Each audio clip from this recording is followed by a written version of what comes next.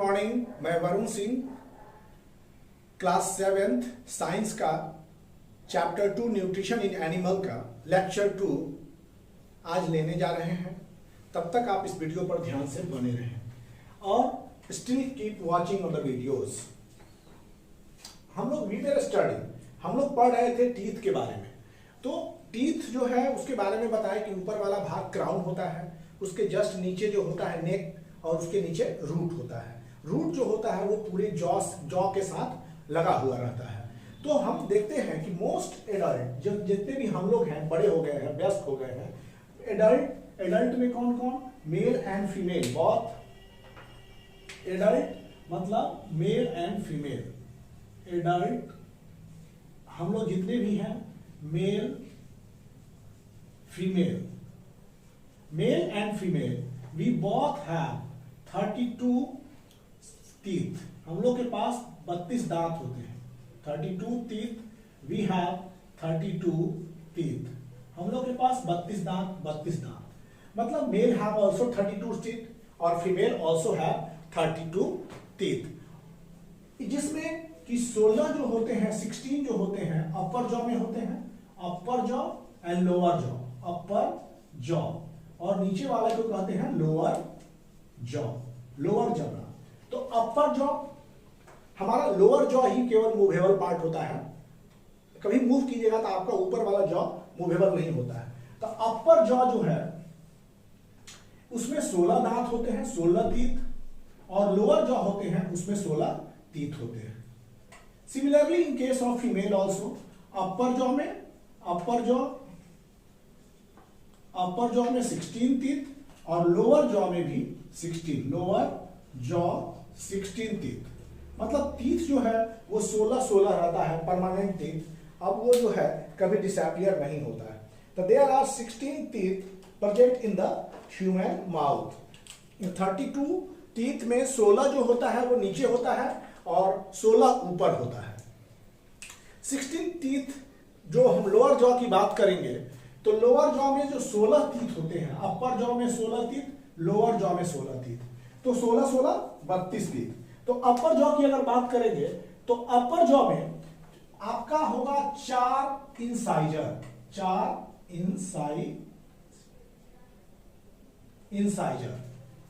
होंगे इंसाइजर और 2 होंगे कैनाइन। आपको 2 canine, you have got 4 incisor, 2 canine, 4 premolar और 4 होते हैं premolar। देखिए कितना हुआ, 4 2 6 4 10, और आपके कितने मोलर हो जाएंगे, 6 मोलर, 6 मोलर हो जाएंगे। वही हाल लोअर जॉ का है। you have got 4 incisor, 2 canine, 4 premolar and 6 molar, 6 molar. Similarly in case of female also यही बात लागू होगा। तो जोड़ेंगे तो कितना हो जाएगा, 32। Means total number of teeth in adult has 32 teeth. अब इसमें फीमेल में और मेल में दोनों में सेम होगा, अपर जॉ लोअर जॉ में। अब हम देखेंगे कि टीथ के जो फंक्शन हम लोग ऑलरेडी पढ़े थे, इंसाइजर और कैनाइन, सबका डिफरेंट फंक्शन था, डिफरेंट सिस्टम था। प्रीमोलर और मोलर दोनों के सबसे इंपॉर्टेंट है कि वो कटिंग मींस ग्राइंडिंग और चिविंग टाइप्स थे।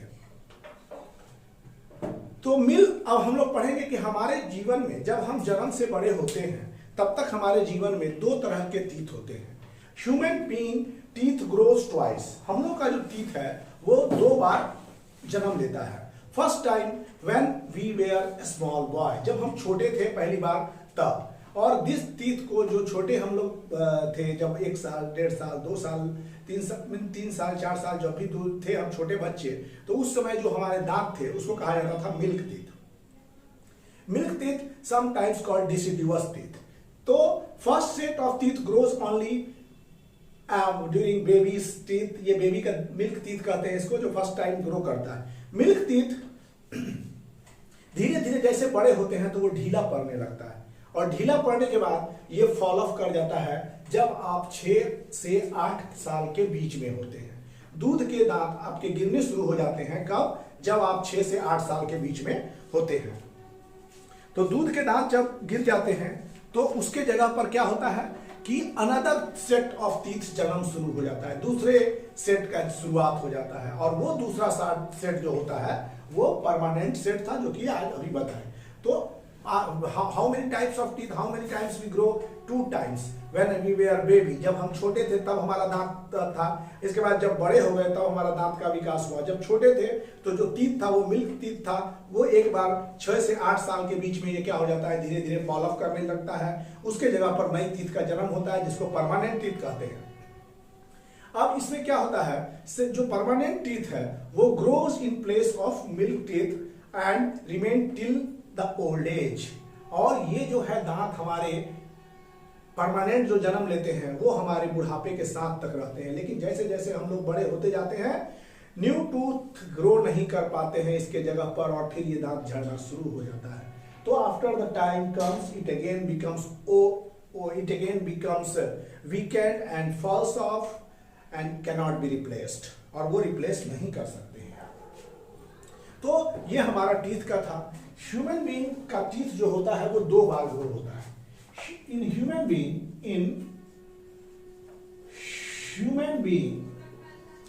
teeth grows twice. First, when we were baby, जब हम बच्चे थे, baby, the teeth was called milk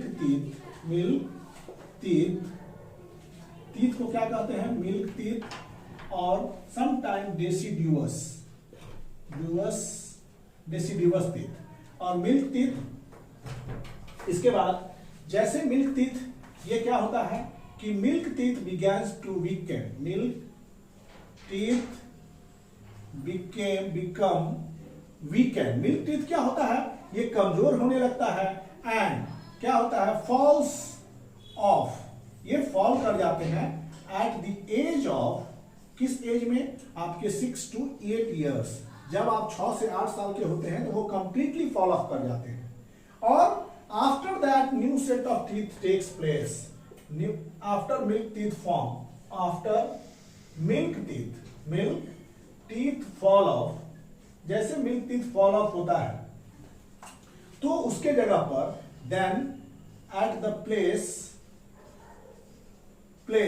new set of teeth begin to replace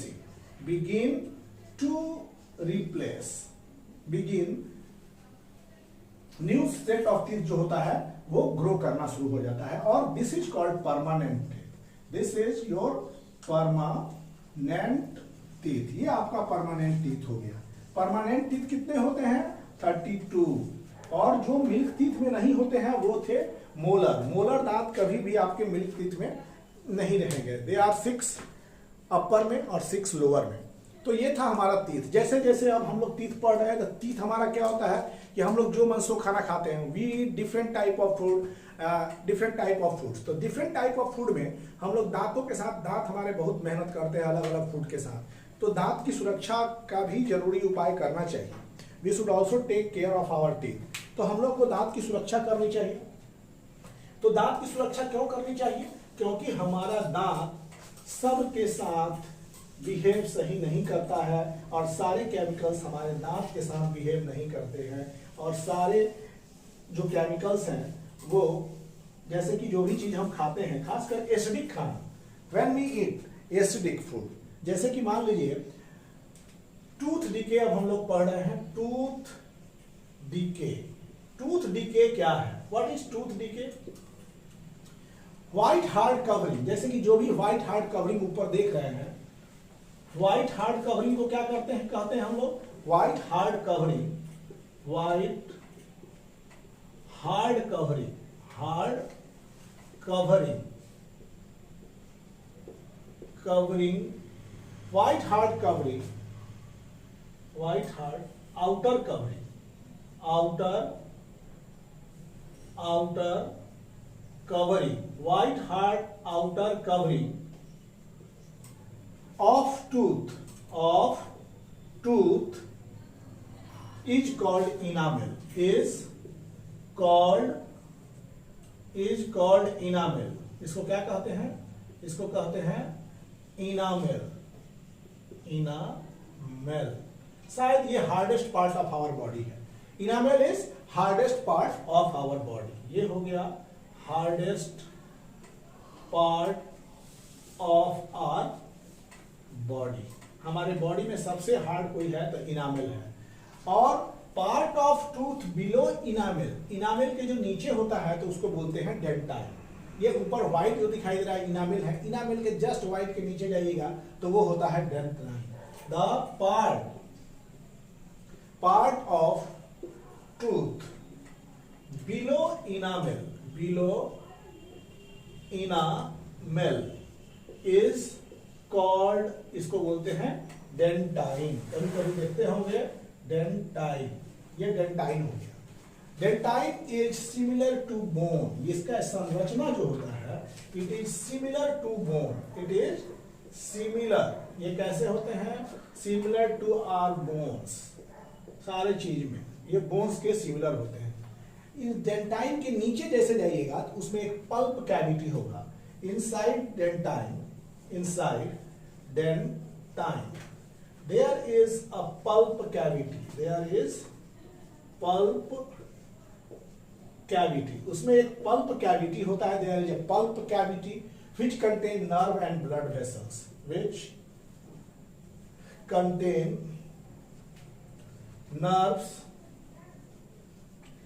and blood vessel.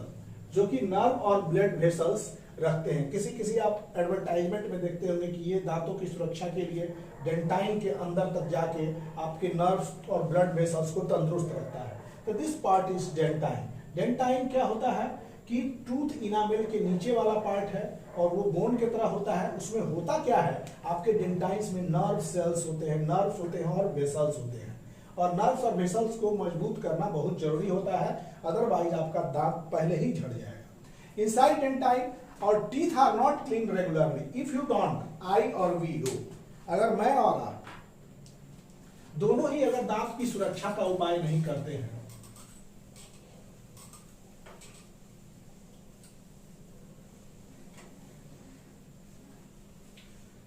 यदि हम और आप दोनों ही दांतों की सुरक्षा के उपाय नहीं करते हैं तो इसमें क्या होता है कि दांत को अगर रेगुलर साफ नहीं करते हैं तो धीरे धीरे आपके टूथ जो होते हैं वो क्या होते हैं? डीके करना शुरू होते हैं. अगर आप दांत को नहीं धोएंगे सही तरीके से तो आपका दांत जो है सड़ने लगेगा. वाई सड़ने लगेगा? देखिए, जैसे हम लोग खाना खाते हैं, खाना खाने के बाद खासकर सभी फूड्स की तो बात नहीं करेंगे, लेकिन मीठे फूड्स की अगर बात करेंगे तो मीठे फूड्स जैसे शुगर खा लिया और बहुत तरह का जिसमें मीठा फूड अगर वो हम खा लेते हैं तो वो शुगर जो होता है उसका फाइनल डिकम्पोजिशन एसिड्स में होता है. एसिड्स तो बैक्टीरिया जो है उस बैक्टीरिया एसिड प्रोड्यूस करता है. तो इसमें क्या होता है? और वो जो है एसिड प्रोड्यूस करके आपके इनामेल्स को क्या करता है? उसको खत्म कर देता है. तो this is the process what tooth decay. Bacteria which is present in your mouth will corrode your teeth. So these are the things which responsible for your tooth decay. So properly we should wash our teeth at least twice a day. हम लोग अपने दांतों की सुरक्षा के लिए 2 बार हमें brush करनी चाहिए. तो इसमें क्या है? अगर rotten due to formation of cavity, teeth became, अगर हम दांत ब्रश नहीं करते हैं the tooth become rotten. दांत क्या हो जाता है? tooth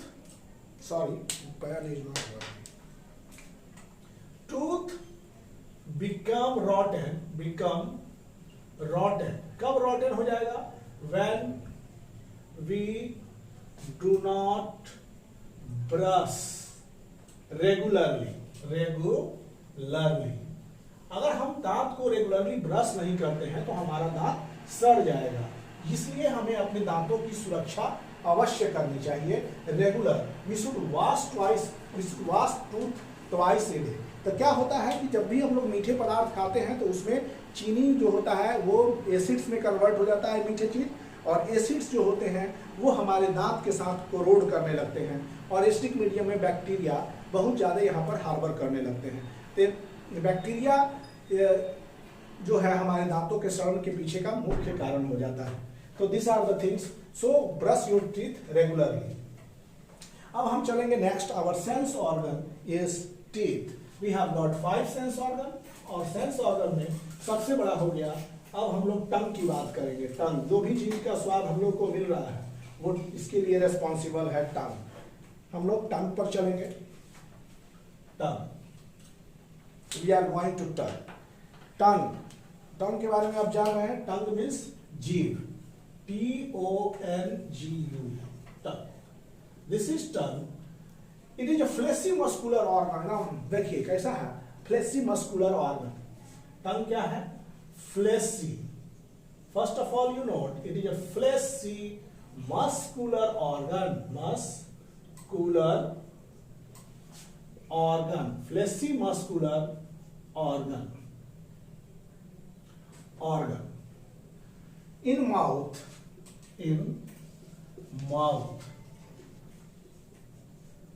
fleshy muscular organ in mouth, which is attached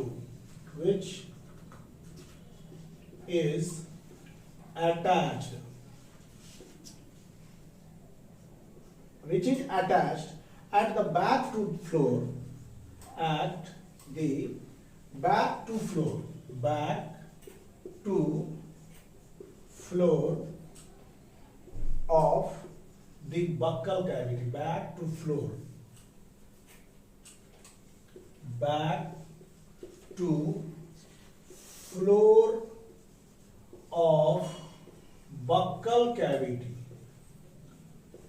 Cavity, you know what is buccal cavity? Buccal cavity यही मुंह दांत के बीच, अपर जॉ लोअर जॉ के बीच जो स्पेस है, दैट इज पूरा बक्कल कैविटी है। तो क्या है कि एक फर्स्ट, ये देखिए टंग में कहाँ अटैच्ड है? Floor of the buccal cavity, means back to floor, नीचे वाला पर ये टंग हमारा अटैच होता है। फ्री एंड, इसमें क्या होता है कि अटैच होता है टंग हमारा बक्कल कैविटी से, और बक्कल कैविटी क्या करता है कि बक्कल कैविटी में टंग फ्रीली रोटेट करता है। हमारा टंग आगे फ्री है कि पीछे फ्री है?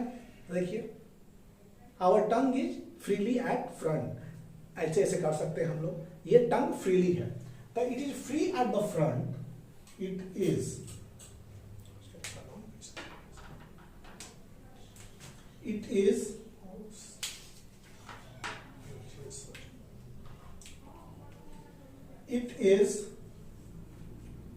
free at front, ये फ्रंट पे फ्री है। It is free at front end can move in all direction, and can move in all direction,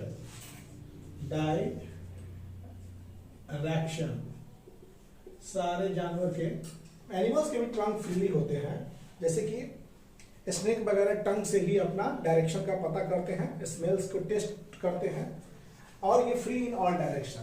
various function of टंग, अब हम लोग देखेंगे various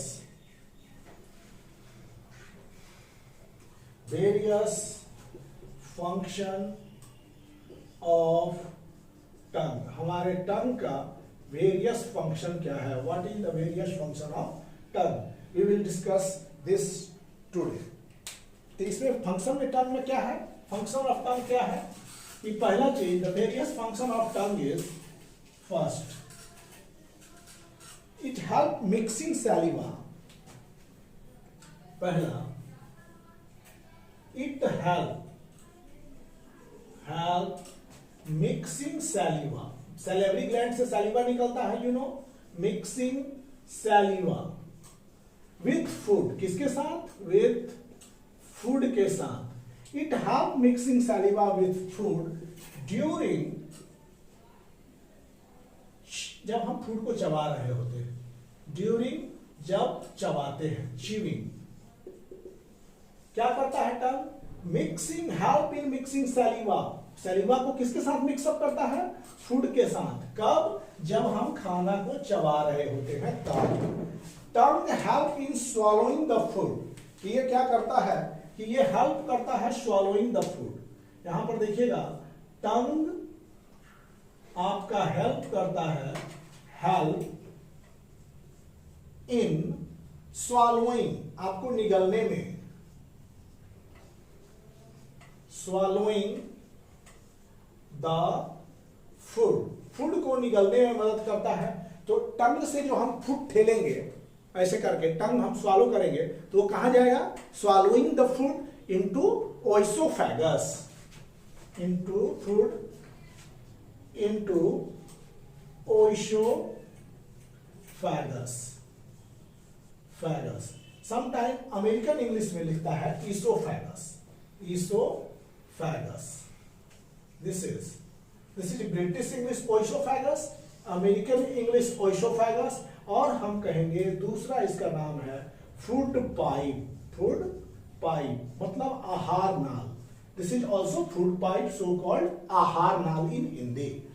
tongue help in getting taste of food, अगर मान लीजिए आपके पास सब खाना है, टंग है ही नहीं, तो क्या होगा? You can't get taste. Tongue help, tongue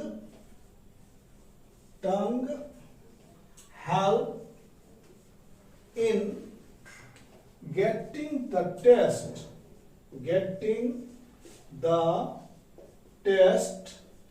in food। हमारे फूड में जो टेस्ट आता है वो कहां से आता है? टंग से आता है। और टंग में जो sweet, sour, salty, bitter, these are the 4 type of taste which is present in your tongue. तो जितने भी टेस्ट आते हैं वो टंग से आते हैं। खट्टा मीठा जो भी टेस्ट आता है तो वो हमारा टंग से आता है। तो टंग हमारे खाने का स्वाद और बढ़ा देता है। अगर टंग ना होता, मतलब कहने का अर्थ है सारे स्वाद टंग से ही हैं। और टंग जो है, जो टंग से हम खाते हैं, टंग से हम फूड को रोटेट करते हैं, टंग से हम फूड को एसोफेगस में ठेलते हैं, टंग से क्या करते हैं? टंग हेल्प करता है हमको सैलिवा को मिक्सअप करने में। बहुत सारा फंक्शन है हमारे ऑर्गन सिस्टम में और टंग का। तो 4 टाइप ऑफ टेस्ट आपके पास है। 4 type of taste. 4 type of taste में पहला कौन है? स्वीट। फर्स्ट योर पहला टेस्ट जो है वो है स्वीट टेस्ट। आप स्वीट टेस्ट आपको मिलता है, स्वीट टेस्ट। दूसरा टेस्ट है सॉल्टी। दूसरा क्या हो गया? सॉल्टी। आप नमकीन टेस्ट, सॉल्टी। थर्ड कौन सा टेस्ट आपको मिलता है? सार टेस्ट। और फोर्थ सार टेस्ट। और फोर्थ कौन सा टेस्ट मिलता है आपको? फोर्थ मिलता है आपको बीटर टेस्ट। बीटर मतलब तीखा। फोर्थ टेस्ट जो मिलता है वो आपको बीटर टेस्ट मिलता है, वो भी टंग से ही मिलता है। तो bitter, there are 4 type of taste which you perform by your tongue. पहला होता है सॉल्टी, दूसरा होता है स्वीट, और तीसरा होता है आपका सॉल्टी, स्वीट, सार एंड बीटर। तो यहां पर जो है हम लोग जब भी देखेंगे खाना खाएंगे, if I am giving some structure, this is your structure of tongue. तो टंग में जो स्ट्रक्चर बना रहे हैं, तो इधर जो होता है फ्रंट लेयर, अगर इस सेक्शन को माने तो इसमें जो टेस्ट होता है, तो फ्रंट लेयर है सॉल्टी एंड स्वीट टेस्ट। इसमें क्या होता है? इसमें नमकीन भी टेस्ट होता है, सॉल्टी एंड इसी में होता है sweet, salty and sweet taste you get here. और किनारे जो भी पोर्शन है आपका, यहाँ पर टेस्ट बर्ड लगे होते हैं, टेस्ट बर्ड, और किनारे जो भी है आपका, वो ज्यादा से ज्यादा आपको सॉल्टी टेस्ट के ज्यादा से ज्यादा सार टेस्ट देते हैं। ये होता है सार टेस्ट, ये हो गया सावर टेस्ट। और पीछे जो है सबसे निचला हिस्सा टंग का, वो बीटर टेस्ट देता है। यहाँ पर मर्ची कहीं चला गया तो और ज्यादा तीता लगने लगेगा। तो ये एक टंग का जनरल आउटव्यू दिया गया है कि इस रीजन से इस रीजन में आपको ज्यादा बीटर महसूस होगा। यहाँ से किनारे किनारे लैटरली जो टंग है, तो उनके साइड में इधर जाइएगा लेफ्ट और राइट, यू विल गेट सार टेस्ट। और फ्रंट पर ही नमकीन और स्वीट का टेस्ट बर्ड लगे रहते हैं। तो हर जगह पर टेस्ट बर्ड रखते हैं, और टेस्ट बर्ड जो है वो आपको टेस्ट कराता है। तो these are the different tests which you observe through your sense organ tongue. ये टेस्ट था जो आपने सेंस ऑर्गन से आप ऑब्जर्व कर पाएंगे, और इस टेस्ट पर हम लोग अब विचार करेंगे कि what we have to do in the next topic we are going to discuss. Next topic is your, next is some animal eat grass as food. कुछ एनिमल जो है वो ग्रास को खाते हैं भोजन के रूप में. कुछ एनिमल क्या खाते हैं? Grass. Some animal eat grass as food. यहां पर हेडिंग देंगे some animal eat grass as food. ये क्या खाते हैं? Grass as food. कुछ एनिमल घास को खाते हैं भोजन के लिए. Some animal eat grass as food. जैसे कि हम लोग देखेंगे grass eating animals mainly herbivorous, cow, goat, buffaloes, deers and so many. तो ये सब घास खाने वाले जंतु हैं. तो ये क्या करते हैं? इनके पास घास खाते हैं. तो ये घास में क्या होता है? हरे में, तो उसमें सेलुलोज होता है. तो सेलुलोज क्या होता है? सेलुलोज को डाइजेस्ट करना एक कठिन काम है. जितने भी प्लांट सेल्स को हर्बीवोरस एनिमल्स हैं, तो उस हर्बीवोरस एनिमल्स में सबसे मुख्य फंक्शन होता है कि हार्ड टफ सेलुलोज को डाइजेस्ट करना. तो हार्ड टफ सेलुलोज को आप कैसे डाइजेस्ट करेंगे? तो we human being have no such function. हमारे पास ऐसा कोई व्यवस्था हमारे शरीर के डाइजेस्टिव सिस्टम में नहीं है कि हम सेलुलोज को डाइजेस्ट करें. तो सेलुलोज को डाइजेस्ट करना ये हर्बीवोरस एनिमल का काम है. तो सेलुलोज कार्बोहाइड्रेट क्या होते हैं? जैसे हर्बीवोरस क्या करते हैं?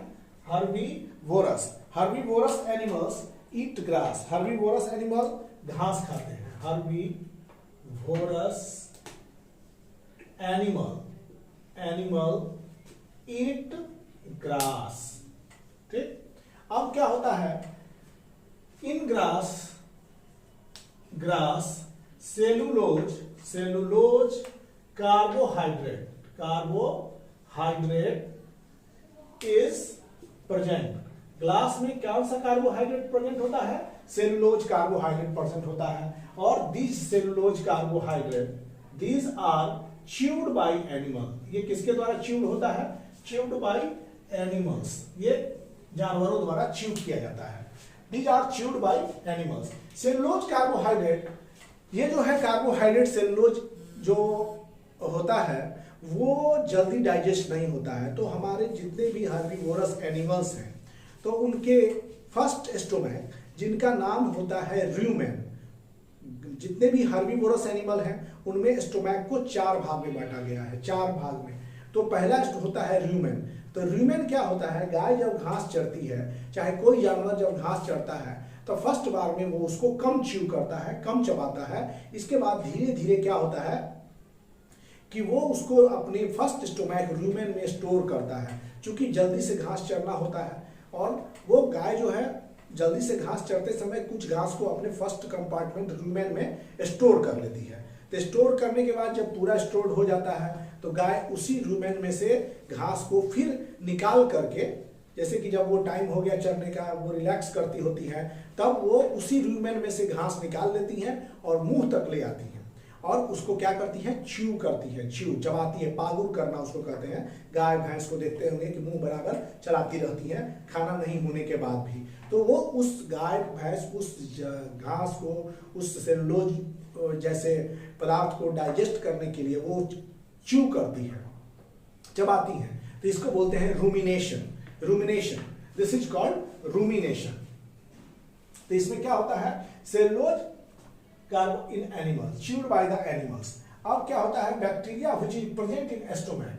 तो सबसे पहले कि रूमिनेशन किसको कहते हैं? कि रूमिनेशन कहते हैं कि वो कार्बोहाइड्रेट्स को अपने रूमेन से बाहर निकाल के फिर ले आती है, तो उसको बोलते हैं रूमिनेशन. इसमें कि डाइजेशन कैसे होता है? एनिमल क्या करते हैं? Eat grass. ये घास खाते हैं. And as food while graze. कब खाते हैं? जब वो चरते होते हैं. While grazing. Animal eat grass while grazing. लेकिन घास चरते समय वो पूरा उसको च्यू नहीं कर पाते हैं. काउ स्वैलो द ग्रास, तो क्या करते हैं? Grazing. Cow generally cow swallows the grass quickly. Cow swallows the grass quickly with little chewing. मतलब थोड़े से चबाने के बाद, with little chewing, वो जो होती है swallow करती है घास को, ठीक। and store it in, इसको क्या करती है? store it in first part of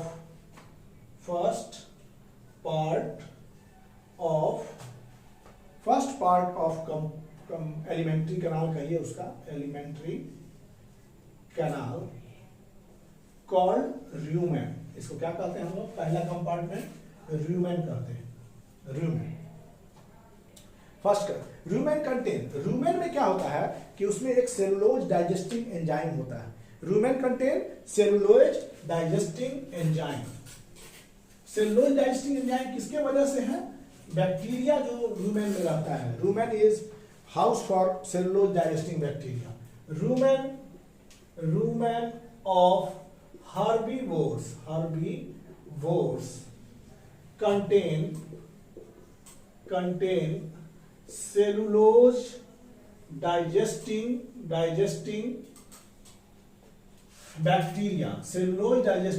bacteria, and this bacteria ये बैक्टीरिया क्या करता है? ये बैक्टीरिया रिलीज एंजाइम, ये बैक्टीरिया रिलीज करता है enzyme.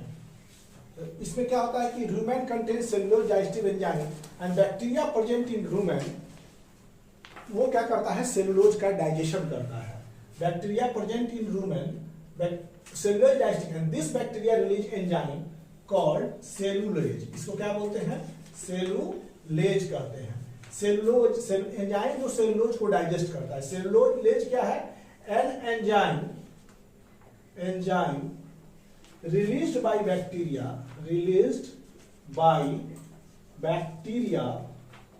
for digesting cellulose,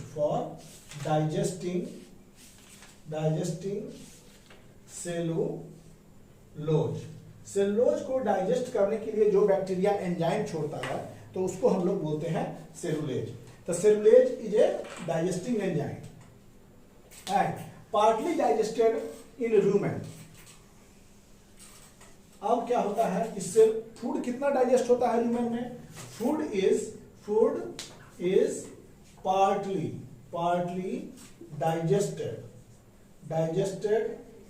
in rumen.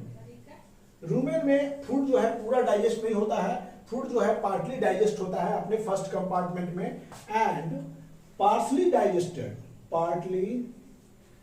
partially, what so we should say food is partially digested, we say food is partially digested in rumen, and partially digested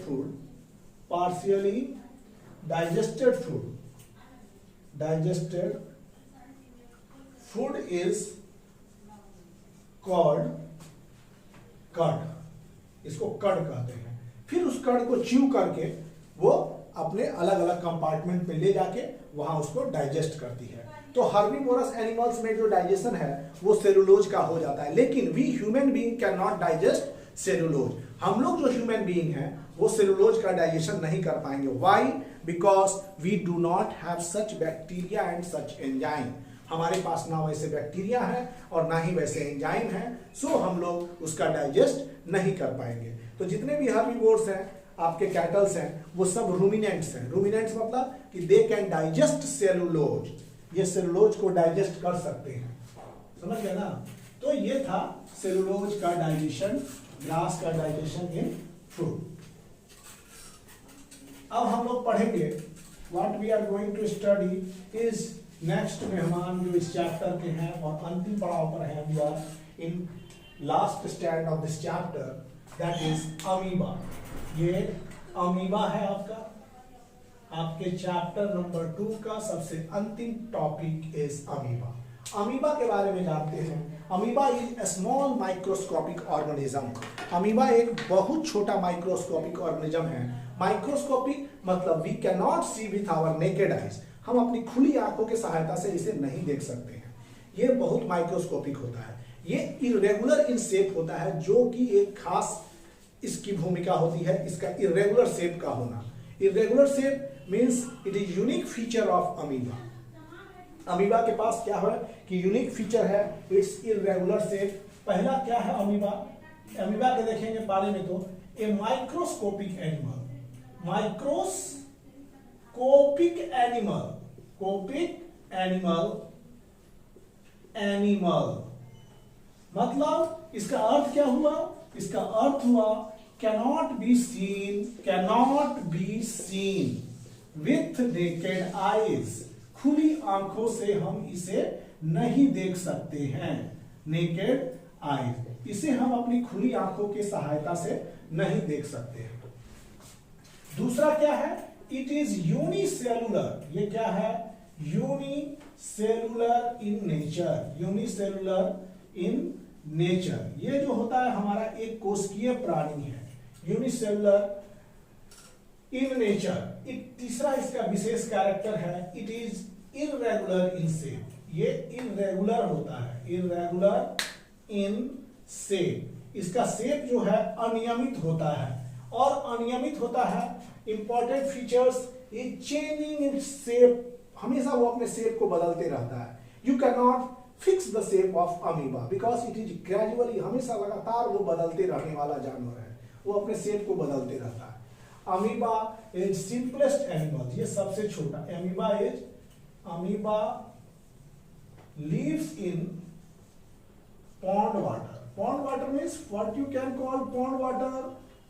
pond water का अर्थ यही हो गया कि fresh water. We have already studied what is fresh water, जिसमें कम salt हो, मतलब इसको सॉल्ट से लगाव नहीं है अमीबा को। Amoeba is A fresh water organism. Salt में डाल दीजिएगा तो अमीबा का बहुत दिक्कत है, अमीबा के साथ सॉल्टी वाटर। अब स्ट्रक्चर ऑफ अमीबा पे चलेंगे। स्ट्रक्चर ऑफ अमीबा, इसके बारे में हम लोगों ने ऑलरेडी कहा कि अमीबा का स्ट्रक्चर ऐसा है कि we can not predict the structure of amoeba. उसी समय हम उसके स्ट्रक्चर को प्रिडिक्ट नहीं कर सकते हैं, बिकॉज ये हमेशा अपने आकार को बदलते रहता है। Amoeba keeps changing its shape. Amoeba हमेशा अपने आकार को परिवर्तन करता है। अमीबा में खास होता है जो अमीबा प्रोटियस होता है। अमीबा पूरे जीनस का नाम है, पूरे वंश का नाम है। उसके अगर किसी खास स्पेसीज की बात करेंगे तो हो जाएगा अमीबा प्रोटियस। प्रोटियस यूनान के एक ऐसे देवता में से एक थे जिन्हें अपनी आकृति बदलने में दक्षता माहिर थी, और उन्हीं के नाम पर अमीबा प्रोटियस नाम रखा गया। लेकिन हम लोग ओवरऑल जीनस की बात कर रहे हैं तो अमीबा के स्ट्रक्चर में स्ट्रक्चर की बात करेंगे तो पहला, इसमें वैसा ही मेम्ब्रेन होता है। इट हैज सेल मेम्ब्रेन क्या का होगा? प्रोटीन, लिपिड और प्रोटीन का। अमीबा के पास बाहरी सेल मेम्ब्रेन होता है। देखिए ये जो है, ये ऑर्गेनिज्म किसी भी ढांचा में आप बना देते हैं तो वो हो गया आपका अमीबा। ये इसका हो गया न्यूक्लियस, और इसके भीतर जो है ये, अगर मान ये जो हो गया इसके भीतर, ये इसका साइटोप्लाज्म हो गया। दिस इज न्यूक्लियस के बाहर और सेल मेम्ब्रेन के भीतर जो कुछ है वो साइटोप्लाज्म है। ये न्यूक्लियस है, न्यूक्लियस मेम्ब्रेन के बाहर, और ये सेल मेम्ब्रेन के भीतर जो कुछ है वो अमीबा का साइटोप्लाज्म है। This is the cytoplasm of amoeba. किसी भी शेप, बिकॉज ये अपने शेप को बदलते रहता है लगातार, जैसा कि हम आपको पहले बता रहे हैं, कीप्स चेंजिंग इट्स शेप। तो अमीबा में ये हो गया इसका सेल मेम्ब्रेन। इसका क्या है ये? This is the cell membrane of amoeba. Amoeba का ये सेल मेम्ब्रेन है। हम लोग बोलते हैं कि ये हो गया सेल मेम्ब्रेन। ये सेल मेम्ब्रेन है। सेल मेम्ब्रेन और इसके भीतरी जो फ्लूइड है उसको बोलते हैं साइटोप्लाज्म। इसको बोलते हैं साइटोप्लाज्म। ये हो गया साइटोप्लाज्म, और ये हो गया न्यूक्लियस। इसके साथ जुड़ा होता है ये फूड वैक्यूल्स। इसके साथ जुड़ा होता है कॉन्ट्रैक्टाइल वैक्यूल्स। इसको बोलते हैं कॉन्ट्रैक्टाइल वैक्यूल। ये हो गया food vacuoles. So these are the different type of food vacuoles. ये सब प्रेजेंट होते हैं अमीबा में। अगर इस पोर्शन का नाम लें जो एक्सटेंशन में होता है उसको बोलते हैं स्यूडोपोडिया। सूडोपोडिया मतलब इसका अर्थ होता है फॉल्स फीट। इसको क्या कहते हैं हम लोग? फॉल्स फीट, मतलब वैसा फीट जो फीट है ही नहीं एक्चुअली, बट वो अपने साइटोप्लाज्म को मोशन देता है बराबर, और जिधर मोशन ज्यादा साइटोप्लाज्म का हो गया उधर सूडोपोडिया बन गया। तो बराबर वो अपने साइटोप्लाज्म से चेंज करते रहता है, जिसके कारण अमीबा की आकृति बदलती रहती है। तो this is the various structures of amoeba. And किसी खास समय पर, अगले समय में जाइएगा तो इसका स्ट्रक्चर कुछ और हो जाएगा, फिर अगले समय में जाइएगा तो इसका स्ट्रक्चर कुछ और हो जाएगा। It keeps changing itself because it can make cytoplasm to flow in a direction. ये साइटोप्लाज्म को किसी डायरेक्शन में भेज सकता है। ये भेजने के कारण इसका शेप अभी तक नहीं डिटरमाइन हो गया है। तो अमीबा में अब हम बात करेंगे इसके वैक्यूल्स के बारे में। अमीबा का जो वैक्यूल्स होता है वो कैसा होता है? तो देखिए, हम वैक्यूल्स के बारे में बोले, एक तो कॉन्ट्रैक्टाइल है और दूसरा फूड वैक्यूल्स है। तो how many types of vacuole you find in amoeba? तो amoeba we find there are two vacuoles. एक हो गया कॉन्ट्रैक्टाइल वैक्यूल और दूसरा हो गया फूड वैक्यूल्स। तो वैक्यूल्स इन अमीबा, अमीबा का वैक्यूल्स कितना होता है? अमीबा का दो वैक्यूल्स होते हैं। एक होते हैं आपके कॉन्ट्रैक्टाइल वैक्यूल्स और दूसरे होते हैं आपके फूड वैक्यूल्स। एक हो गया कॉन्ट्रैक्टाइल वैक्यूल्स और दूसरा हो गया फूड वैक्यूल्स। तो कॉन्ट्रैक्टाइल वैक्यूल्स का काम क्या है इसके बारे में हम लोग पढ़ेंगे, और फूड वैक्यूल्स का क्या काम है इसके बारे में पढ़ेंगे। तो contractile vacuoles, it is a bubble of liquid. It is a bubble of liquid. It control amount of water in body. देखिए, अमीबा के बॉडी के अंदर इन बॉडी, अमीबा के जो यूनिसेलुलर ऑर्गेनिज्म है, it control amount of water in body.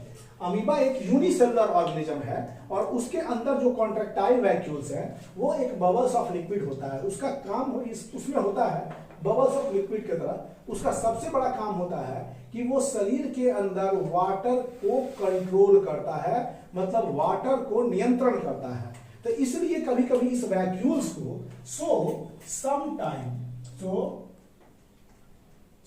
this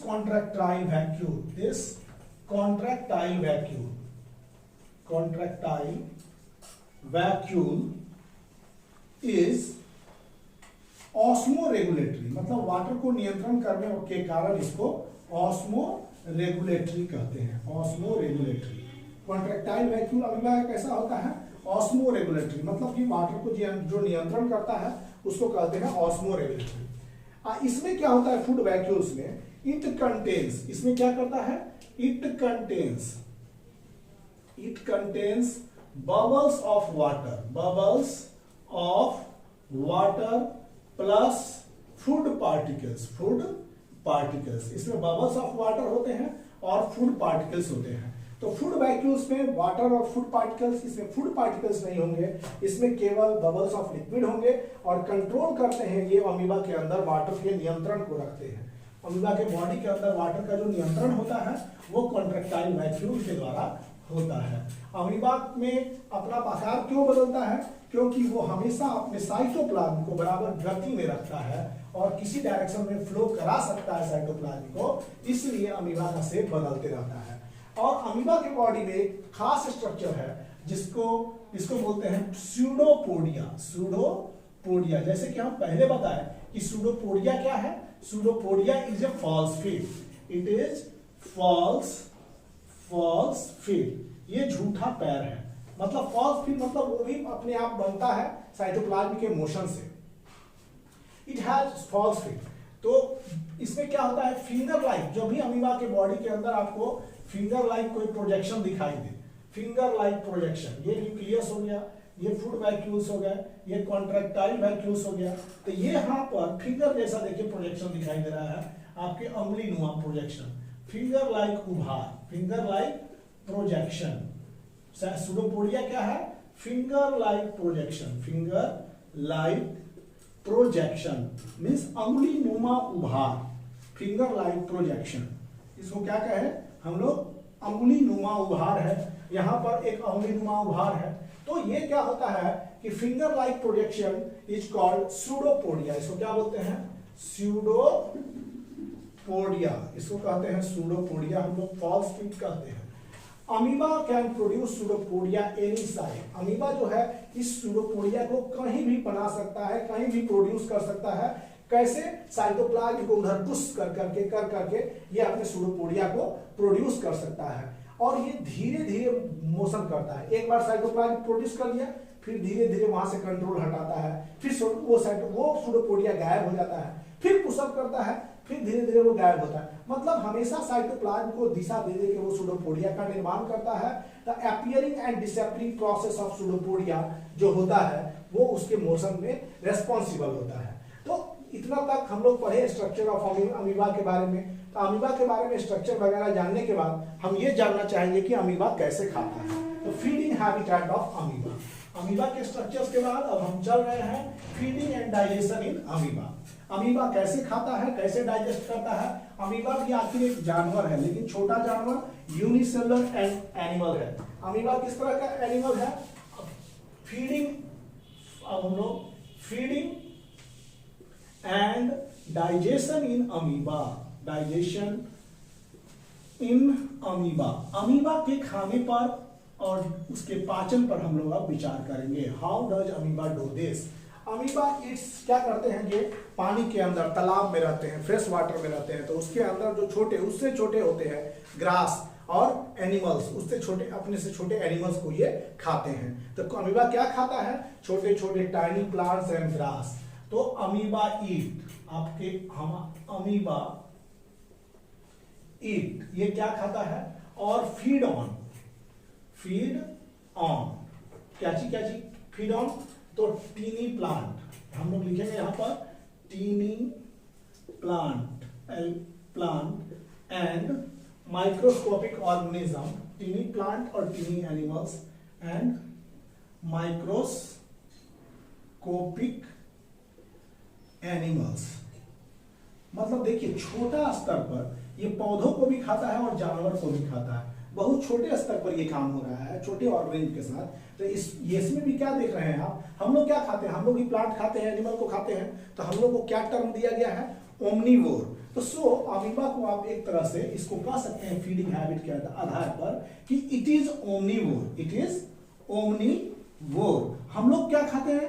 तो हम लोग भी खाते हैं, ग्रास खाते हैं, वेजिटेबल्स वगैरह खाते हैं, और हम लोग भी फ्रेश खाते हैं। तो so we are also omnivore. इसी तरह से अमीबा छोटे स्तर पर ये छोटे पौधों को खाता है और छोटे जानवर को खाता है। सो इट इज ओमनीवोर, कहने में कोई दिक्कत नहीं है, बिकॉज इट ऐसा करता है ये।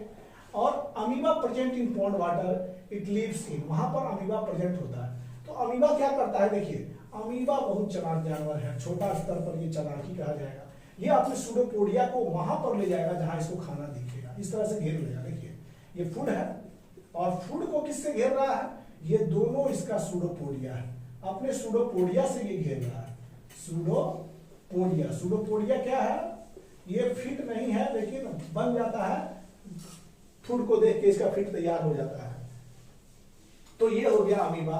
Here is it's nucleus and here is the food vacuole, so called contractile vacuoles. अब क्या करता है? ये फूड को घेर करके अपने शरीर के अंदर वो ठेल देता है। Food enters inside the body. ये शेप किसी भी आकार में बना सकते हैं, चूंकि इरेगुलर है, सबसे सिंपल शेप बनेगा तो अमीबा का बनेगा। तो ये फूड को अपने अंदर डाल दिया। तो फूड को जैसे अंदर डालेगा, ये फूड को अपने अंदर डाल दिया, इसके साइटोप्लाज्म से सारे एंजाइम्स फूड पर जाते हैं। एंजाइम एक्शन कहां पर हो रहा है? फूड पर। ये एंजाइमेटिक एक्शन डिफ्यूजन के थ्रू फूड पर हो रहा है। एंजाइमेटिक एक्शन कहां पर? फूड पर। फूड को पचाने के लिए एंजाइम्स इस पर दौड़ते हैं। ये न्यूक्लियस है, ये फूड वैक्यूल्स है। सारे एंजाइम्स जो हैं वो इस पर कार्य करना शुरू कर देते हैं। एंजाइम के बाद क्या होता है, फूड ब्रेक कर जाता है सॉल्युबल पार्टिकल्स में। ये इसका फूड है, तो ये छोटे छोटे पार्ट्स में अब ये देखिए ब्रेक कर गया अमीबा का फूड। ये इसका न्यूक्लियस था और ये इसका फूड वैक्यूल्स था। ये तो छोटे छोटे पार्ट में फूड क्या हुआ, ब्रेक कर गया, और डाइजेस्टेड फूड जो हो जाएगा, जो डाइजेस्ट कर गया फूड, वो diffuse out of cell, diffuse out of the food vacuoles, means digested food diffuse out. यहां पर लिख सकते हैं digested food diffuse out. Digested food क्या होता है, डिफ्यूज आउट। तो डाइजेस्टेड फूड क्या होता है, एब्जॉर्प्शन हो जाता है उसका, डाइजेस्टेड फूड डिफ्यूज आउट। और क्या होता है, जैसे फूड का जो है एनर्जी इसके सेल के अंदर प्रवेश करेगा तो अमीबा क्या करेगा, अमीबा ग्रो करना शुरू होता है। तो एज देखिए पहला तो है कि अमीबा जो है फूड के चारों तरफ आकर्षित हुआ, और तीसरा चीज as digested food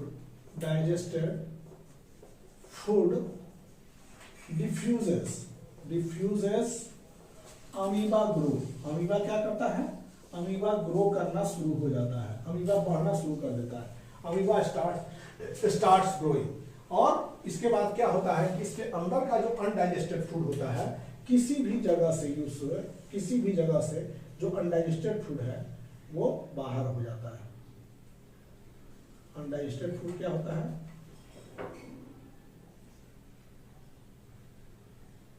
undigested food comes out.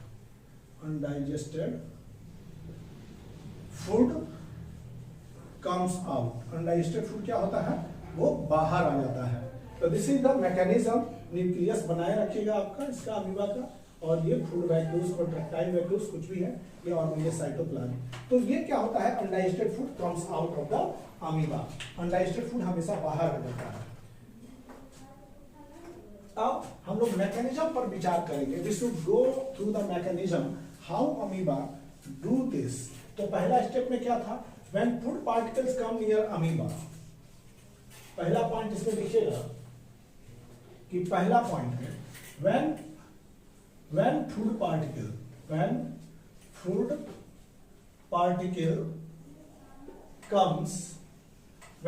particle comes near amoeba, जब फूड पार्टिकल्स अमीबा के पास आता है, then amoeba produces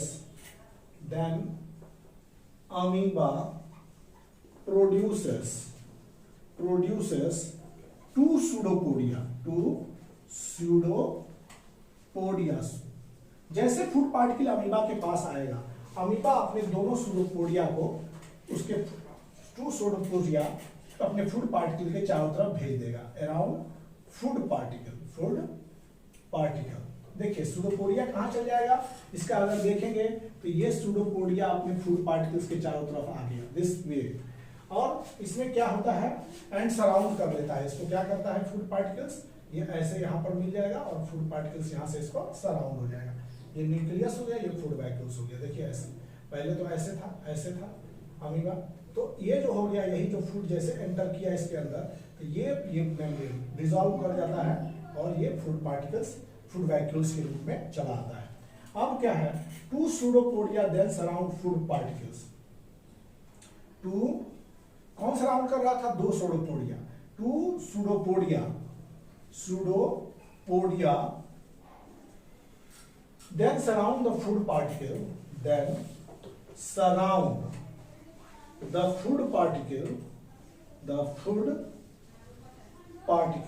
जो दोनों सूडोपोडिया थे जो फूड पार्टिकल को सराउंड करते थे विथ लिटिल वाटर। कितना, इसमें थोड़ा पानी भी गया होगा, with little water.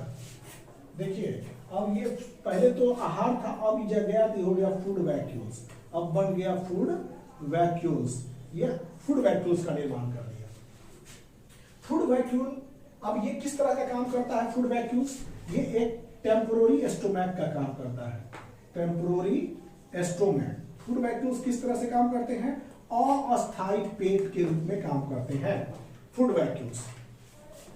Temporary stomach in amoeba. अब ये है food vacuole food vacuole is like temporary stomach. ये किस तरह का काम करेंगे? ये अस्थाई पेट के रूप में काम करते हैं. फूड वैक्यूल डाइजेस्टेड इन फूड वैक्यूल्स. फूड मतलब अब फूड जो है इसके अंदर वो फूड वैक्यूल्स में ही डाइजेस्टेड होगा. Food is digested in food vacuoles मतलब फूड जो है फूड वैक्यूल्स के अंदर ही डाइजेस्ट करेगा. इस फूड वैक्यूल्स में ही डाइजेस्ट करेगा. जैसे कि पिछले चित्र में हम दिखाया कि डाइजेस्टेड फूड पूरा एब्जॉर्ब हो जाता है.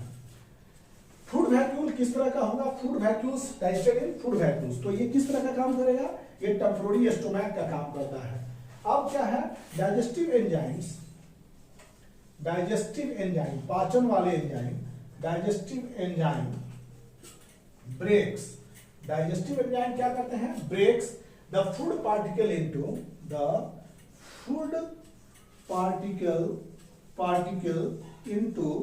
Smaller particle. ये किस तरह से? स्मॉलर पार्टिकल्स में इसको ब्रेक कर देंगे. Smaller particle, simpler particle and get digested. And क्या हो जाएंगे? ये गेट डाइजेस्टेड, ये पचित हो जाएंगे. डाइजेस्टेड हो गए, चारों तरफ से फूड चला गया डिफ्यूजन के थ्रू, पूरे शरीर में रन करने लगा. डाइजेस्ट करने के बाद क्या होता है कि अब हम लोग देखेंगे after digestion food vacuoles absorb directly into food from food vacuoles. जैसे डाइजेशन होगा तो फूड जो होगा फूड वैक्यूल्स का सीधे एब्सॉर्ब कर लिया जाएगा, पूरे साइटोप्लाज्म में एब्सॉर्ब हो जाएगा. यहां पर देखिएगा कि food in food vacuoles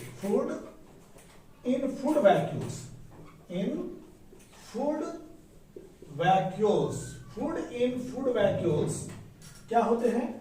absorb directly in cytoplasm. absorbed directly in कहां पर एब्सॉर्ब होंगे?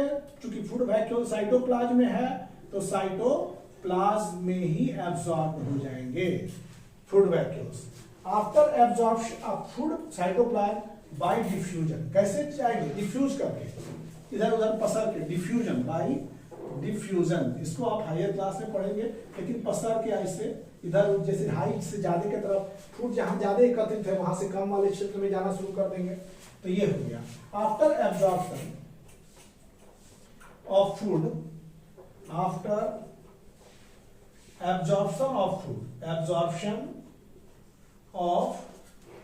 फूड कौन सा चीज गायब हो जाएगा? Food vacuole disappears. मींस आपके फूड को जो temporary stomach disappears. Food temporary stomach किसको बोले? फूड वैक्यूल्स को. टेम्पोररी स्टोमैक और फूड वैक्यूल्स आपके डिसअपियर्स. ये डिसअपियर, गायब हो जाएंगे. फूड वैक्यूल्स क्या हो जाएंगे? गायब हो जाएंगे. ये अमीबा में है, आपका चैप्टर में है. फूड वैक्यूल्स गायब हो जाएंगे. जैसे फूड एब्जॉर्ब होगा तो फूड वैक्यूल का अस्तित्व भी समाप्त हो जाएगा. तो after absorb food is used for the production. जो फूड एब्जॉर्ब होगा उसका क्या होता है? वो एनर्जी देता है. Absorb food is used in the production of. क्या चीज प्रोडक्शन करता है बच्चों? प्रोडक्शन करता है आपके एनर्जी का. आपको एनर्जी देता है. एनर्जी गिव्स एनर्जी देता है आपको. फिर मेंटेनेंस कराता है. Maintenance of repair part. Maintenance कराता है और आपके बॉडी का ग्रोथ कराता है. Growth of body part. आपके बॉडी को ग्रोथ कराता है. बॉडी पार्ट का ग्रोथ कराता है. तो एनर्जी का प्रोडक्शन दिया, मेंटेनेंस किया, ग्रोथ ऑफ ए बॉडी कराया. फूड कितना कीमती है सोचिए. फूड इतना सारा आपके बॉडी के लिए रोल अदा करता है. Absorb food. Amoeba has no fixed place of removing undigested food. अब उसके अंदर जो बचा अनडाइजेस्टेड बचा, उसके लिए अनडाइजेस्टेड के लिए ना हमारे जैसा एनस है, ना हमारे जैसा स्टोमैक है, ना हमारे जैसा माउथ है. तो amoeba has no fixed place for removing undigested food. Amoeba has no fixed place ये एब्जॉर्ब फूड डिफ्यूजन हुआ था, उसमें अनडाइजेस्टेड फूड बचा। The undigested food has no place, undigested food has no place to come out, to come out. अब अनडाइजेस्टेड फूड उसी में अब इधर ही एकदम रैंडम मोशन कर रहा है। अनडाइजेस्टेड फूड इधर उधर मोशन कर रहा है अमीबा के साइटोप्लाज्म में, क्योंकि फूड वैक्यूम में डिसअपीयर कर दिया। अब जो भी बचा है उसके अंदर अनडाइजेस्टेड फूड वो जो है इधर उधर भ्रमण कर रहे हैं। तो क्या होता है, इसका सेल मेम्ब्रेन कहीं पर भी उस जगह पर रप्चर हो जाएगा। अब next point, it's cell membrane ruptures मतलब टूट जाता है, उसका सेल मेम्ब्रेन रप्चर कर जाता है, रप्चर्स एट एनी प्लेस, किसी भी जगह पर वो रप्चर कर जाता है। एंड अनडाइजेस्टेड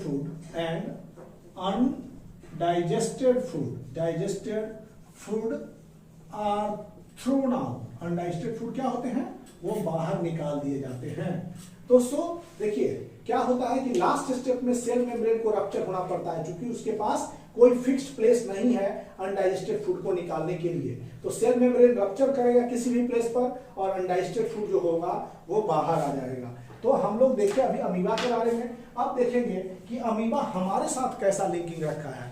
तो अमीबा वैसा सारा काम करता है जो हम करते हैं, मुंह में भोजन लेना, उसमें भी इंजेक्शन है, उसमें भी डाइजेशन है, उसमें भी एब्जॉर्प्शन है, उसमें भी एसिमिलेशन है और उसमें भी एक्सक्रीशन है। मतलब हमारे एनिमल के जैसा है। इसका न्यूट्रिशन का मोड हो गया एनिमल लाइक, इसके न्यूट्रिशन का मोड एनिमल लाइक है, लेकिन सिमिलैरिटी तो है हमारे साथ। सिमिलैरिटी की इसके साथ भी डाइजेस्टिव एंजाइम्स जो होंगे इसके फूड को ब्रेक करते हैं, हमारे साथ भी डाइजेस्टिव एंजाइम हमारे फूड को ब्रेक करते हैं। और डिसिमिलैरिटीज क्या है, इसके पास ऑर्गन सिस्टम नहीं है। हमारे पास एनस है बेकार के वेस्ट को बाहर निकालने का, हमारे पास स्टोमैक है स्पेशल फॉर डाइजेशन, उसके पास ऐसा टेम्पोररी स्टोमैक बनता है। तो these are the different dissimilarities with amoeba and us. हम लोग और अमीबा के बीच ये डिसिमिलैरिटीज थी। वो यूनिसेलुलर ग्रेड का ऑर्गेनिज्म है और हम लोग मल्टीसेलुलर ग्रेड के ऑर्गेनिज्म हैं। तो so this was the dissimilarities. लेकिन न्यूट्रिशन हम ही लोग के जैसा है। कैसा, taking food injection, digestion, absorption, assimilation and finally egestion. लेकिन उसके पास फिक्स्ड ऑर्गन सिस्टम की अभाव है। तो बच्चों we have completed your chapter 2 nutrition in animals by second lecture, दूसरे लेक्चर के साथ। अगर इसमें कोई आपको परेशानी हो तो सो यू नोटिस दैट। और फिर हम अगले क्लास में अगले चैप्टर आपका फाइबर एंड फैब्रिक्स के साथ मुलाकात करेंगे, जो कि क्लास 6 में भी वही चैप्टर था, फाइबर एंड फैब्रिक। सो पहले उसको थोड़ा पढ़ लेंगे और हम लोग जो है फाइबर और फैब्रिक तीसरे चैप्टर के साथ फिर क्लास 7 का फर्स्ट लेक्चर स्टार्ट करेंगे नेक्स्ट वीडियो में। तब तक के लिए thank you. Please subscribe and like my channels. I Varun Singh, thank you.